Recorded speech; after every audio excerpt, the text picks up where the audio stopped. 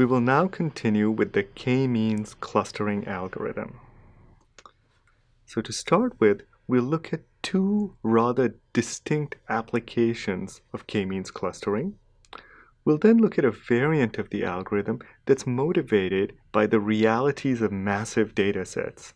And finally, we'll end with a little summary of the pros and cons of k-means.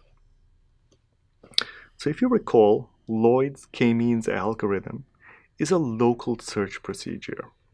It initializes the k-centers in some way, and then enters this loop where it iteratively keeps improving them until it converges. So what are some ways in which these clusterings might be used?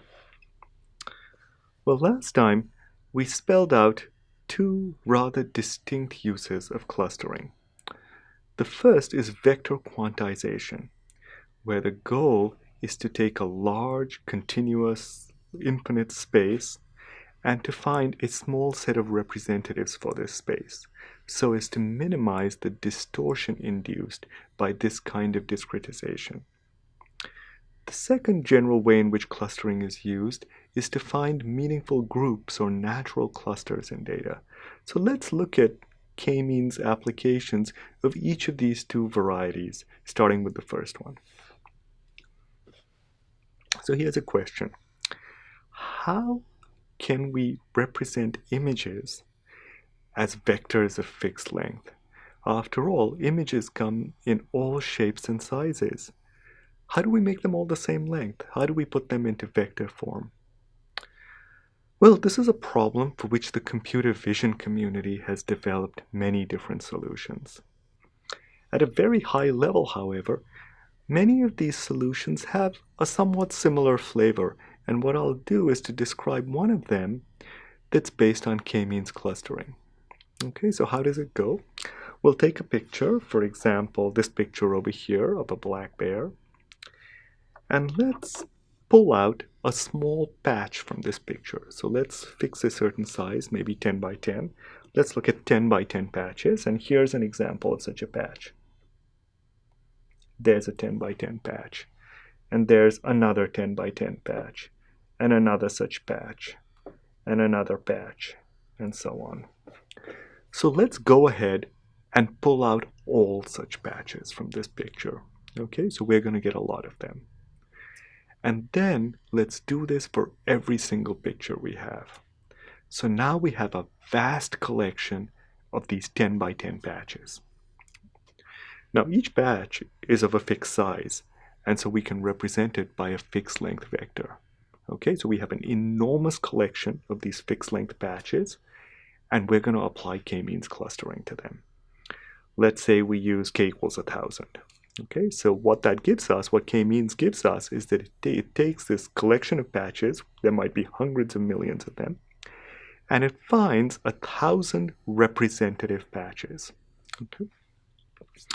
Now, how are we going to use these to encode images? How are we going to use these to come up with a good representation for images? Well, let's go back to this bear picture over here. We have this way of pulling patches out of it. So let's look at this patch over here, and let's look at its closest representative. Okay, now we used k-means to come up with 1,000 patches, 1 to 1,000. Let's number them. Let's look at this patch on the upper left over here and say, which is the closest representative? Oh, it's number 23. So we're going to represent this entire patch by just the number 23. It's the way we compress that patch. Okay? Now we look at this other patch and we say, which is the closest representative? Oh, it's number 576. So we represent it by simply the number 576. Now we look at this other patch and we say, which is the closest among the 1,000 representatives that k-means gave us? Oh, it's number 920. So let's represent it by the number 920. And we do this for every patch in the image. There's lots of these patches. And now, in order to get a vector, what we do is we simply write down 1,000 numbers. We get a 1,000-dimensional representation, and these are frequencies. For the first entry, we say, how many times, what fraction of patches were assigned to representative number 1?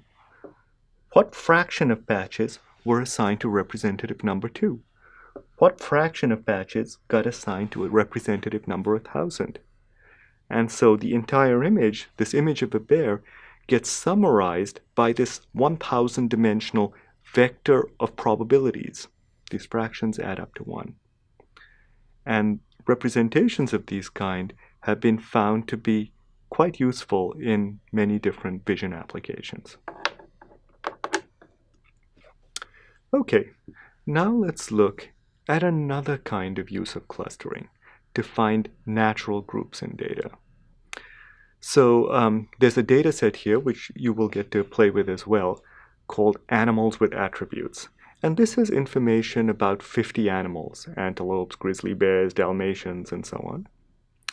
For each animal, it has 85 features.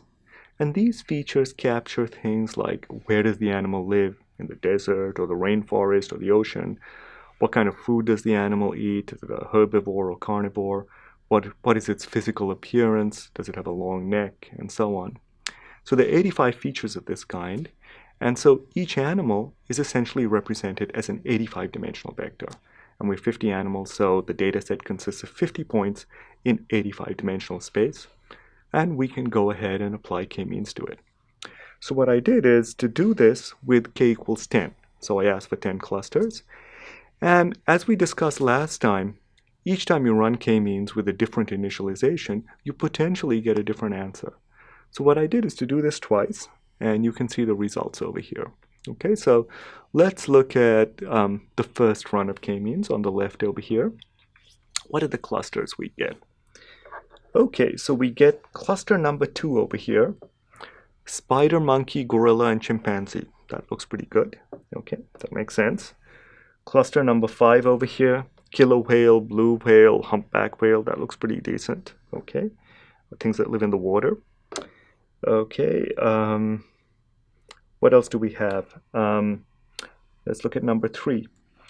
Tiger, leopard, wolf, bobcat, lion. Seems reasonable to me. Let's look at cluster number 10. Okay, so number 10 looks a little weird. So it's got grizzly bear and polar bear. Okay, I can see putting them together. But it also has Siamese cat and Persian cat in it. And that doesn't seem right. Okay, so that cluster looks a little bit dicey. So some of the clusters are good, and they really seem to represent meaningful groups in the data.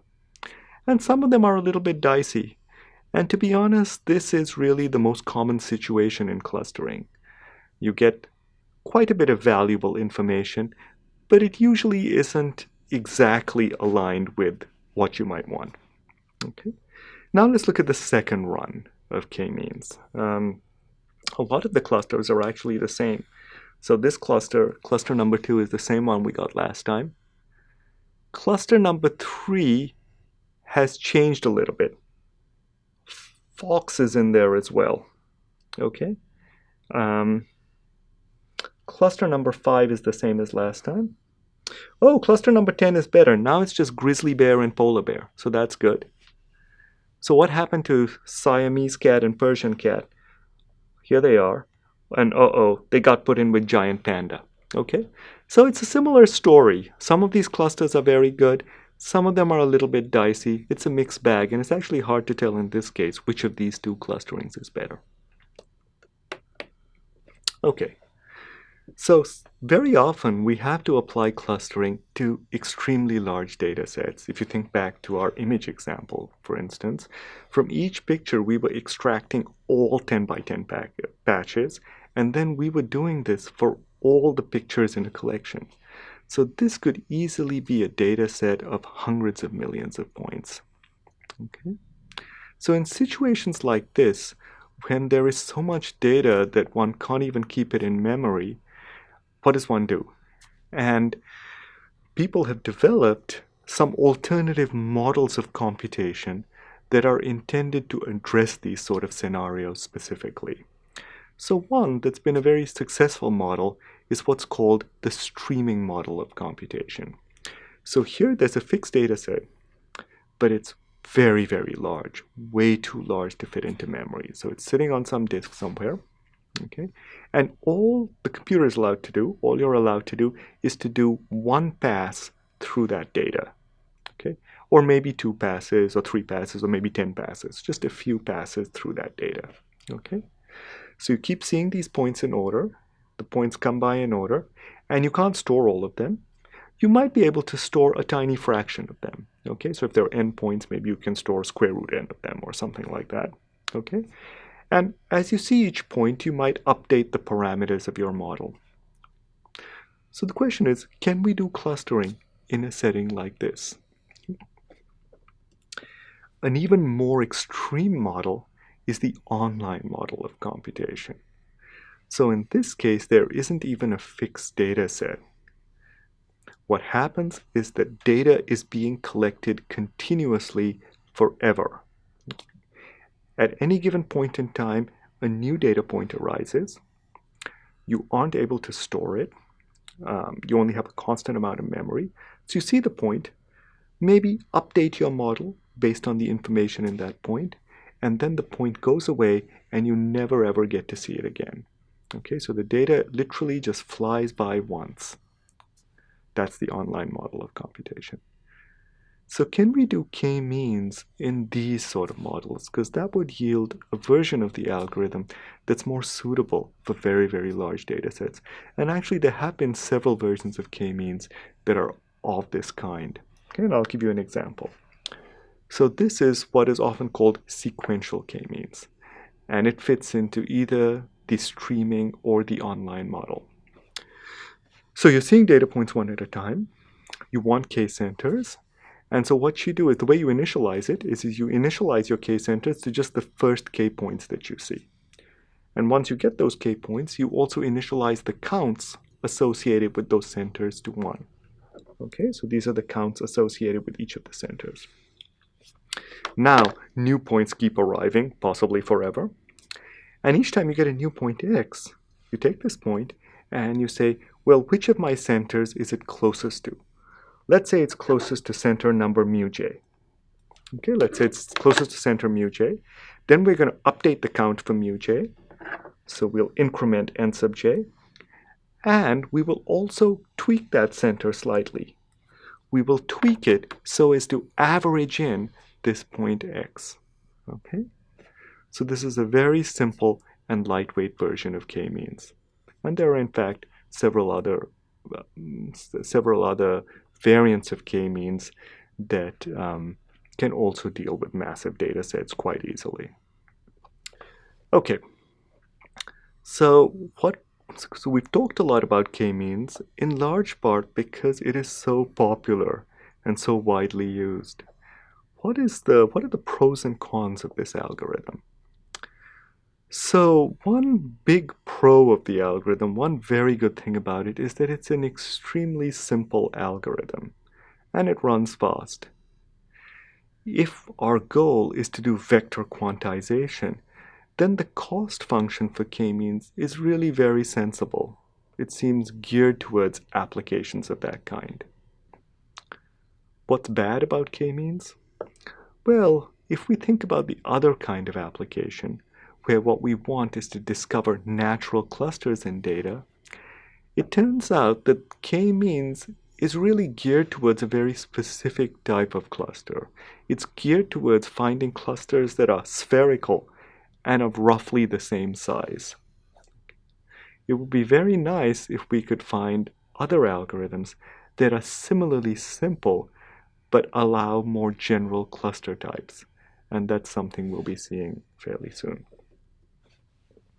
Okay.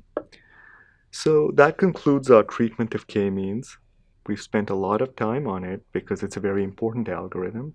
And what we'll do next is to move on to some of the other key clustering schemes.